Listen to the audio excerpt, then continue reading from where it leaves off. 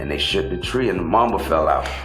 And I was like, nobody liked Kobe, let's be honest. Like, hey man, cut all this kumbaya shit. We got a game to play. Well, my favorite Kobe Bryant story is Allen Iverson fondly recalls a defining Kobe moment. Back in 2008, after the Denver Nuggets began chirping at him mid-game, Kobe responded with an explosive fourth quarter. They shook the tree, and the Mamba fell out, raining down points to finish with 49 and lead the Lakers to a dominant victory. oh man, we was playing them when I was in Denver. And Kenyon started guarding, and Kenyon was saying to him like, and he wasn't doing anything. They were going back and forth with each other, and Kenyon was like, you know, you put on your sneakers like I put on mine. You put on your uniform like I put on. I'm scared of you when I beat your da-da-da-da, going crazy with him. And I'm sitting there looking like, because he been quiet. This is going to be bad. Man, this man started going crazy. I mean, dunks, threes, mid-range. I mean, killing us. I think he had like 49 or something. And somebody was shooting a free throw. And my nickname is Chuck. Yeah, right. So he was like, Chuck. He said I was chilling, and they shook the tree, and the Mamba fell out. And I was like, leave him alone. And that was like my fondest moment. Baron Davis recounts a surreal moment during the 2011 NBA lockout at UCLA. Fresh off knee surgery and cycling to stay sharp, he found himself rebounding shots for Kobe Bryant. One thing naturally led to another, and despite his injury, he says, Kobe kicked my butt in a full-on one-on-one that literally stopped the entire practice to watch. It wasn't just the game, it was the respect they forged and the bond that was born on that hardwood. But I remember he came to UCLA during the lockout. When we was playing at UCLA, I had just hurt my knee, and I can only practice rookie year. It's your rookie year. Yeah. So we in practice and shit, and I'm just coming back from my knee surgery, so I can only do certain scrimmages and shit like that. So Kobe walked in like 8:30, right when practice supposed to be over. We got a night practice. So, everybody, what's up, Kobe? But we practicing, then coach started, overdoing it. Kobe sneaked behind me. I'm on the bike. J.R. Henderson right here, he over there shooting. I said, man, let me go rebound for Kobe. Then I go over there, start rebounding for him, talking to him. Then I start rebounding and, give him a light closeout. Light closeout. Right. Then it turned into boom, and I hit him one time. Okay. Dog, we went in a full-on one-on-one, dog. Every time I saw Kobe, I was like, bro, I need that one-on-one fade back. The only reason why you beat me, because I was hurt. But we was going at it. We looked up the whole practice and stopped and was watching us play one-on-one. Wow. And I was like, man, that was my moment. I had him, and then he started backing me down and shit. In the clip, Sasha opens up about the sheer intensity behind Kobe's greatness. He describes Kobe's obsession with being the greatest and how that relentless drive shaped not just his own game, but the entire Lakers culture. Kobe's obsession with being the greatest was something else. There was never enough. There was always that extra mile he wanted to take, Sasha reveals. He even recalls how Kobe personally reached out to calm him during his rookie season, saying simply, Kobe calmed me down, a testament to the mentorship behind the myth. You either followed him or you fell behind. There was no middle ground. First time meeting Kobe was just, kind of automatic connection.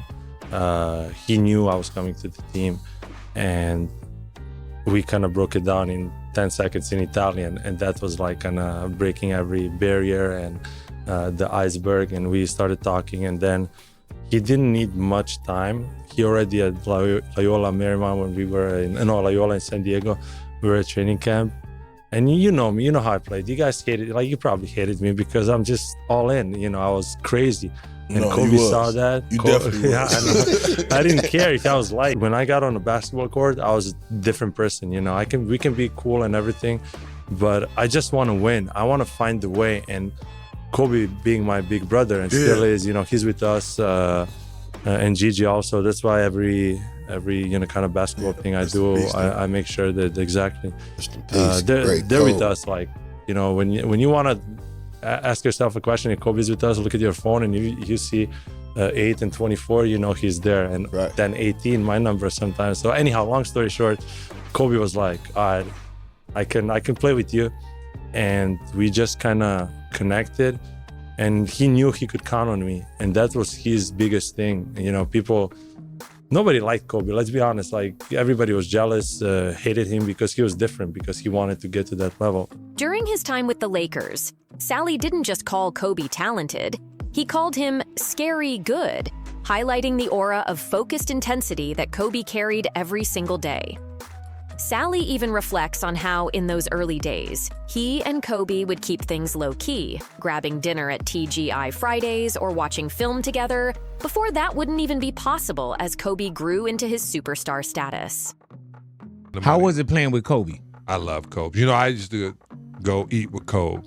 And so we would be TGI Fridays and we would watch film.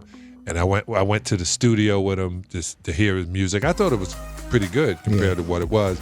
And this is the funniest thing. When I watched him, when I see the picture behind you, he was, and everybody's telling the same story, he was the most intense person all the time. And he was knowing exact. I asked him, I said, why do you do it? He said, I do everything young. I said, what? He goes, yeah, I do everything. I came into the league young, get married young, I'm retired young. So I do everything young. Yeah. Like he was the best manifester. That's almost scary too, bro. Mm-hmm. Yeah, he was scary to the point where he knew every single piece of the game. You know when they show that dream team when he's on the team, the redemption team? Right. Mm-hmm. You see how they revered him and how people were afraid of him? He knew he was the man. Right. When everybody thought he wasn't. Right. He was like, what, y'all don't see that I'm as good as Michael? Yeah. People didn't see it. And he was like, it took to his death for the people to come back and be like, he really was him. I do know Kobe telling me, I said to him, I said, why'd you not go to college? And he says, I heard MJ was going to retire. And that was his reason for not going to college. I said, what? He goes, yeah, he was going to retire, and I wanted to make sure I played against him. I didn't want, to go to college and miss the opportunity of playing against MJ. Kobe was too sophisticated for college. He was smarter than any coach. When I met him, he was smarter than all our coaches. And I was like, okay, kid. That's a good reason for not having a higher education. I wish I would have thought of that one. Dr. James retired, I can't stay at Georgia Tech. But he was serious. He was like, I wanted to play against him. He felt he knew every single thing about him, and he felt he had the same mentality. On a training trip to Paris designed to sharpen skills, not sparks, Tracy McGrady found himself embroiled in a fierce one-on-one battle with Kobe. McGrady recalls the moment Kobe began bragging he dominated the match, and his instant response, "Damn, you was keeping score? You was playing against me and I ain't notice?" That line perfectly captures how, even during something meant to be casual, Kobe's relentless competitiveness turned every session into a proving ground, and how McGrady wasn't about to back down. Yeah, so me and Kobe took a trip to Paris, and we were over there. We took our trainers with us, and on that trip, that's all we worked on was our individual skills. And he told me, he was like, bro, it's like, man, I've never played pickup. He was like, because how many reps you gonna get playing pickup basketball? And he was like, I just do a lot of skill training. So we did a lot of skill training. I picked up a lot of things. And from that trip, that's what I had, added to my training in the off season, was just all skill work, footwork stuff. And that's how, when you push up on me one way, I had so many counter moves to either go that way, hit you with a counter move, or hit you with something totally different that, you wasn't expecting, because it's repetition of what I worked on. What year is that trip? That was like 98. So 98, you come in, that's like... I came in 97, I was 19 years old. So it's a year later. So this is the infamous trip where y'all have the one-on-one? That was Paris. That was Paris. The one-on-one. Who won the one-on-one? So... Right? So... Funny about that. We and Kobe is not here to tell it, but he told it. Rest in peace, baby. Right. So Kobe, said he beat me when it first came out, right? I was in China, bro. And my Chinese partners was showing it to me. He's like, Kobe said he beat you 11-2, right? They say he demolished you or something like that. So I'm reading, I'm like, hold up. So I called Kobe, like, bro, what? What are you talking about? He was like, man, yeah, man, you remember our trip to Paris? No, but he said Germany. He said, yeah, you remember our trip to Germany? I said, Kobe, I'm playing. I was like, bro, I've never been to Germany with you. What are you talking about? Right, this is the reports. He's like, yeah, Mac, I say, no, bro, we went to Paris. I said, we never played one-on-one. I said, we was working on our individual, our skills. We was guarding each other. I said, damn, you was keeping score? You was playing against me and I ain't know this? That's Bing. That's Bing. Right. That's Bing. Right. What I know Bing to be, that's Bing. That was him. So fast forward, years. So Cole was playing one-on-one. Cole was playing one-on-one. You was working out. Got it. Cool, go ahead. So fast forward, years later, we both retired. We do this interview with Rachel, and he gets on the show, and he said, yeah, I beat you 11-4.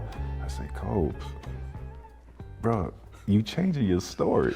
He gave you 4 points this time, man. He gave you 2 more points. I'm just gonna get to it now. So you have told a story about the two of you on a trip to Germany, where y'all played one-on-one supposedly in a gym, and according to you, you won. He I did win. He supposedly smoked. We didn't play one-on-one. First of all, did you go to Germany? We did play one-on-one. We wasn't keeping score. What we were doing. Who wasn't keeping score?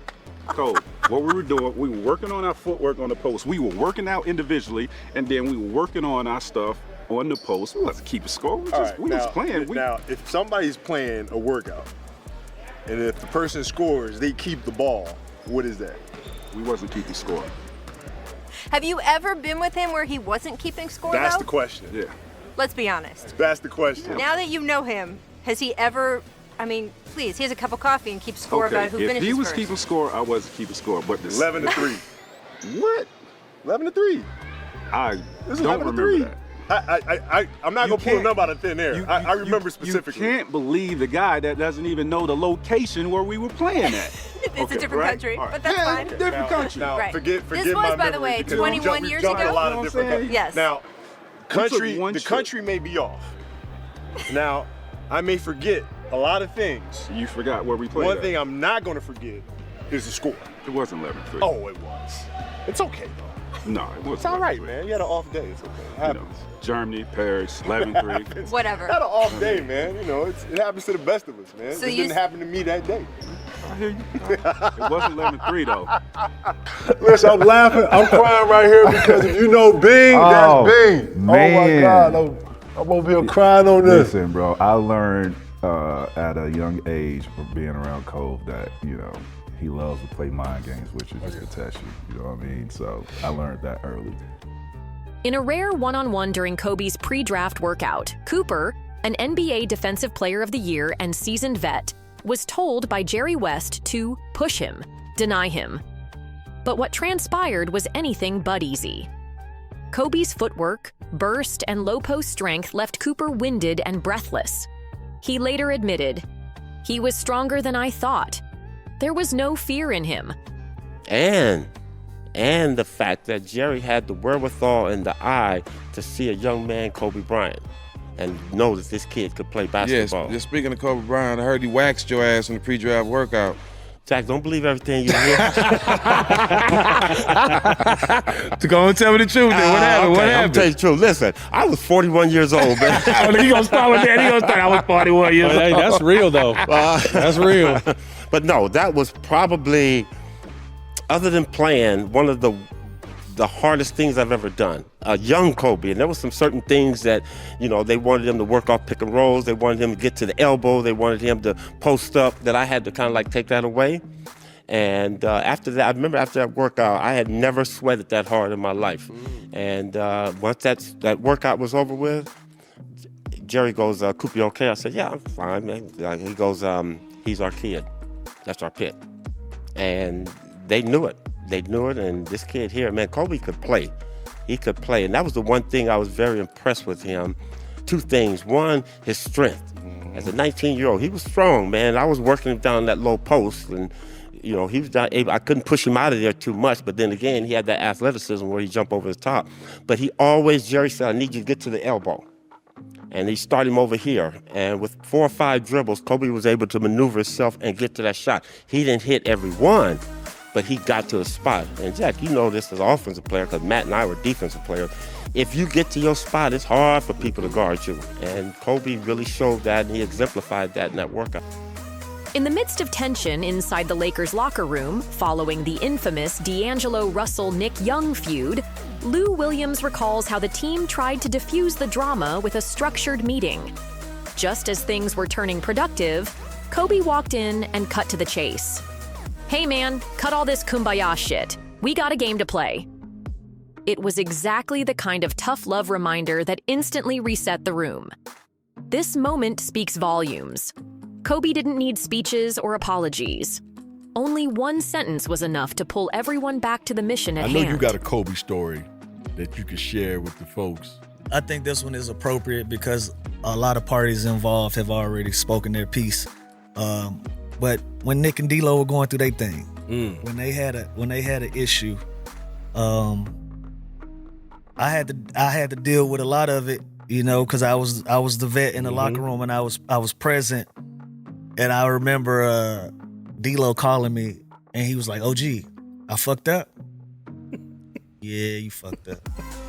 I said, man, you gotta call Nick. Y'all gotta get that right.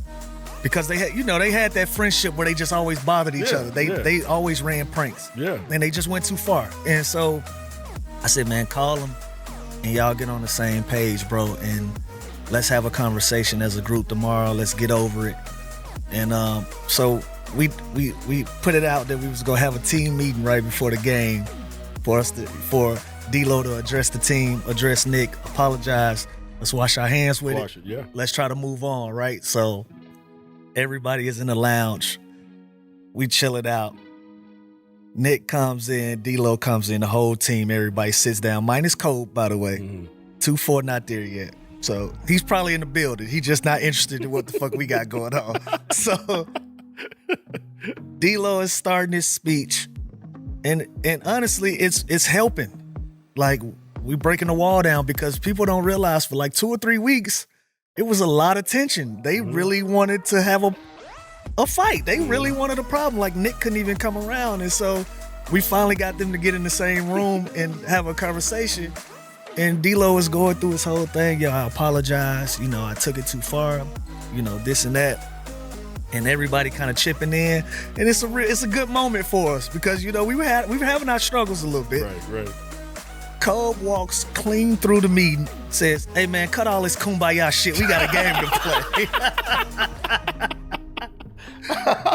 It just squashes the meeting. And everybody looked around like, well, let's get ready to play basketball. He walked clean through. Man, cut all that kumbaya shit out, man. We got a game to play.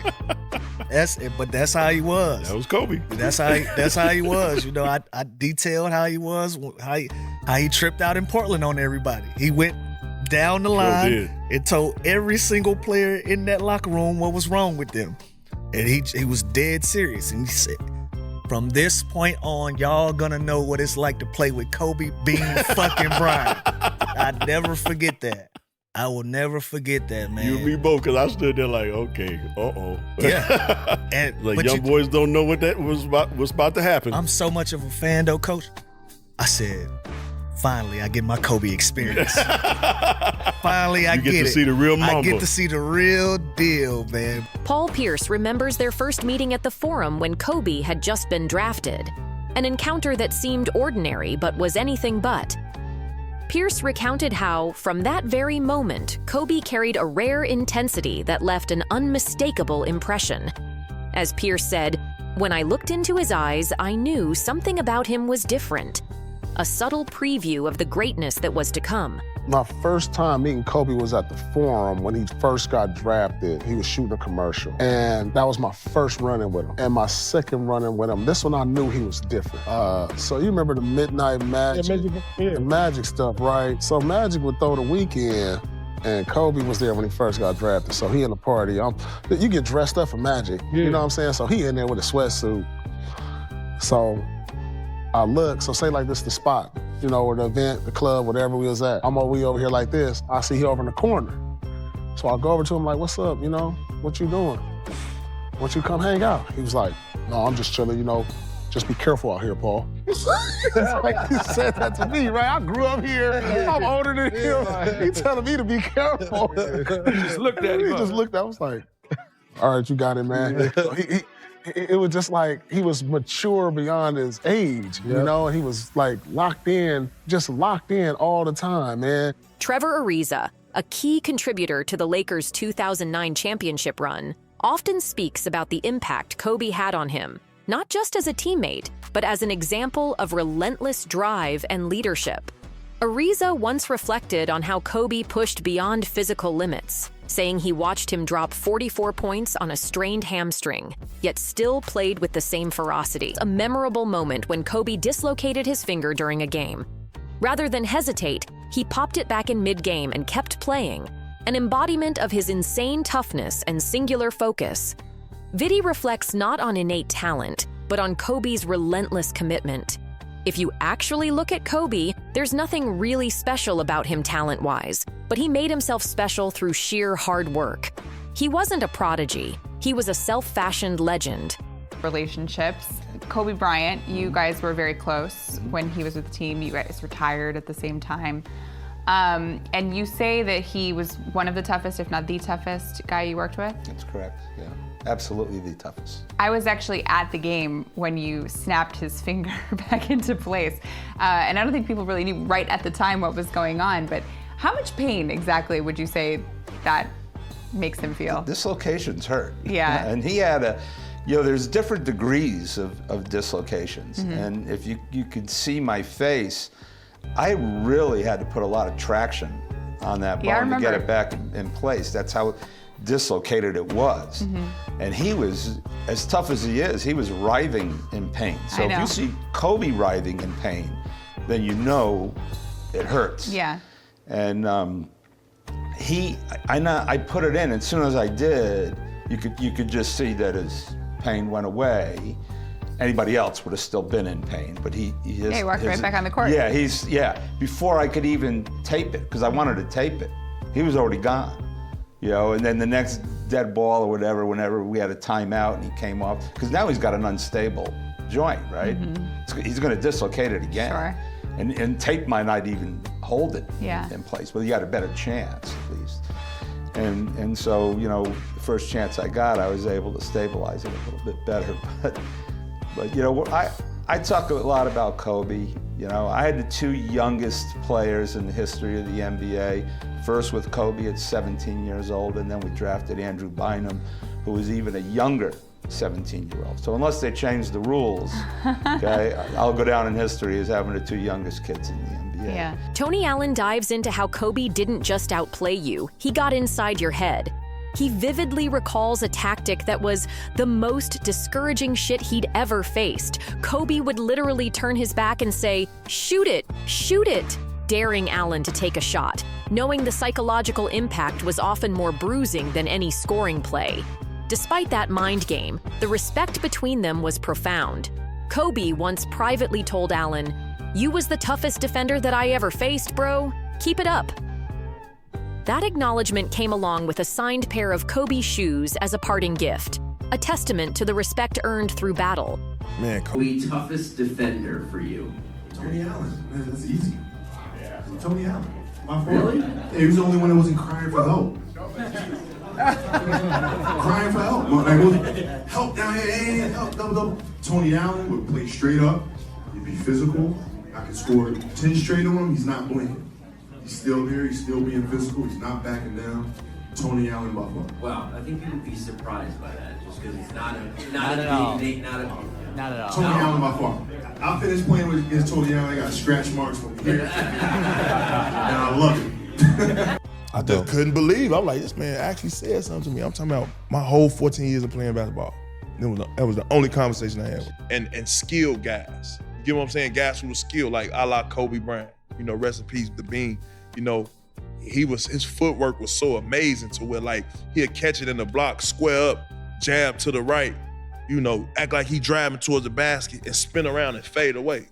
You know what I'm saying? Just that footwork alone will have you drunk. You know what I'm saying? He the only player in the NBA, I promise you, that fouled me out 6 fouls in 8 minutes, bro. That was my rookie year, bro. I'm talking about he did it with all jab, like head fake, 1-2 pull up, head fake, pump fake, bag you down, spin, and just skill. You get what I'm saying?